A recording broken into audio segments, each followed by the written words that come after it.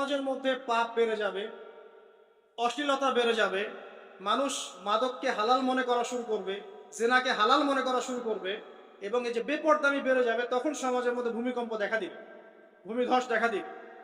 গান বাজনা বাদ্যযন্ত্রকে মানুষ হালাল মনে করা শুরু করবে, তখন এগুলো আসবে। তো এগুলো কি আসার বাকি আছে? এখন কি মনে হচ্ছে? আল্লাহ পাক আমাদেরকে হেফাজত করুন, আমিন। বাঁচার উপায় কি? ওই যে বললাম, রব্বানা, বলেন আতিনা মিন লাদুনকা রাহমা ওয়া হাইয়্ লানা মিন আমরিনা রশাদা। এভাবেই ইতিহাস নিজেকে পুনরাবৃত্তি ঘটিয়েছে। এখন আপনার জন্য আমার নসিহত হচ্ছে, নবী সাল্লাল্লাহু আলাইহি ওয়াসাল্লাম বলেছেন, আমি শেষ জামানায় আমার উম্মতের উপর কিছু বিষয় ভয় করি, যে এগুলো আমার উম্মতের মধ্যে ঢুকে যাবে, আমি আশঙ্কা করে ঢুকে যাবে। কি কি বিষয়?